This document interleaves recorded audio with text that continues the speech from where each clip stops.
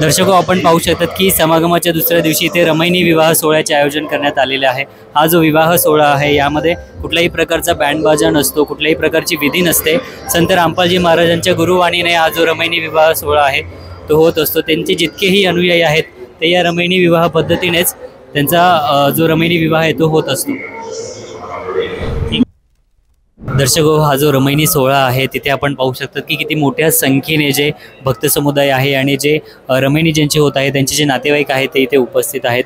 आपण पाहू शकतात की महिला जे आहेत ते सुद्धा मोठ्या प्रमाणात उपस्थित आहेत, सोबतच पुरुष जे अनुयायी आहेत किंवा जे कोणी नातेवाईक आहेत ज्यांचा रमैनी सोहळा इथे आहे ते इथे उपस्थित आहेत। पंडाल पूर्णपणे भरलेला आहे। आपण पाहू शकतात की शेवटपर्यंत काही लोक उभे सुद्धा आहेत आणि काही लोक बसलेले आहेत।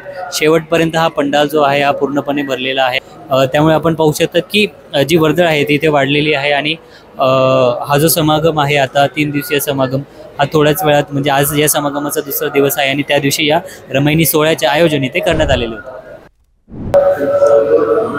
आता या रमैनी विवाह सोहळ्याला प्रारंभ झालेला आहे। आपण पाहू शकतात की जे जोडपे आहेत ते इथे बसलेले आहेत आणि संत रामपालजी महाराजांच्या आवाजात ही गुरुवाणी जी आहे रमैनी ती सुरू झालेली आहे।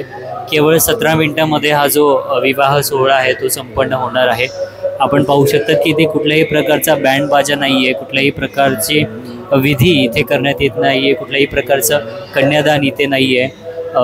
जितकेही रीतिरिवाज असतात जे आपण सामान्य लग्नांमध्ये बघतो तसं कुठलाही प्रकारचा रीतिरिवाज इथे नाही आहे आणि अत्यंत साध्या पद्धतीने हा जो विवाह सोहळा आहे तो इथे संपन्न होत आहे। दर्शको, आत्ताच या जोडप्याची इथे रमैनी विवाह झालेला आहे। यांचा आपण त्यांच्याशी जरा बोलूयात आणि माहिती जाणून घेऊयात। सर नमस्कार। नमस्कार। आपलं नाव? वैष्णवदास। सर, आता तुमचा इथे रमैनी विवाह सोहळा झाला, अत्यंत साध्या पद्धतीने हे जे लग्न आहे तुमचं झालेलं आहे, तर काय त्यामागचं कारण आहे? का तुम्ही एवढ्या साध्या पद्धतीने तुमचं लग्न केलं? लग्न आमच्या साध्या पद्धतीने करण्याचं कारण समाजामध्ये भरपूर म्हणजे वेगवेगळ्या पद्धतीने लोक साजरे करतात, पण आम्हाला हेच याच्यामधूनच करायचं होतं। कारण आमच्या गुरुजींनी जसं सांगितलेलं आहे की पैसा अपोवा जास्त खर्च न करावा, साध्या पद्धतीने लग्न करावं, त्यामुळे आम्ही या पद्धतीने लग्न करतो। धन्यवाद सर। ओके मॅम, तुम्ही आम्हाला सांगा की आम्ही असं ऐकलं आहे की संत रामपालजी महाराज कुठल्याही प्रकारचा हुंडा वगैरे म्हणजे त्याला हुंडामुक्त हा त्यांचा जो अभियान आहे, तर त्यांचा जो रमैनी विवाह सोहळा असतो, जी पद्धत असते त्यामध्ये मुलगा कुठल्याही प्रकारचा हुंडा घेत नाही, हे खरं आहे का? हो, हे खरं आहे आणि मी सुद्धा हुंडा नाही दिलाय माझ्या घरच्यांनी। माझे हुंडामुक्त पद्धतीनेच विवाह झाला। जसं की बऱ्याचशा मुलींचं स्वप्न असतं की आपलं लग्न एकदम थाटामाटात झालं पाहिजे, तरी सध्या तुम्ही इतक्या साध्या पद्धतीने तुमचं लग्न केलं, काय त्यामागचं कारण?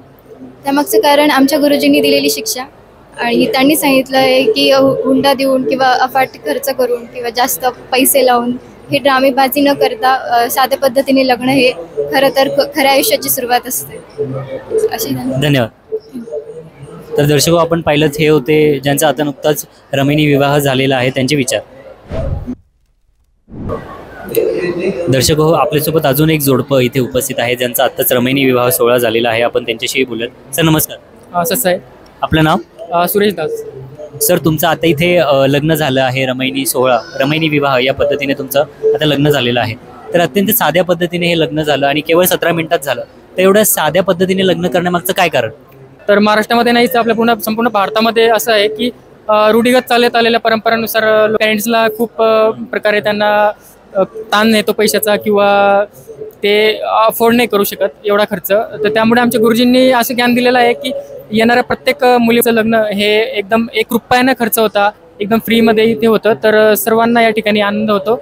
आणि अशाच प्रकारे साध्या प्रकारे जर विवाह पुढे चालून होत गेला संत रामपालजी महाराजांच्या ज्ञानानुसार, तर संपूर्ण भारतामध्ये दहेज आपण जो म्हणतो हुंडा, तो पूर्ण नाश होईल हुंड्याचा। आणि तुम्ही कुठल्याही प्रकारचा हुंडा घेतलेला नाहीये का? नाही, कुठल्याही प्रकारचा हुंडा न घेता मी या ठिकाणी आम्ही लग्न केलेलं आहे।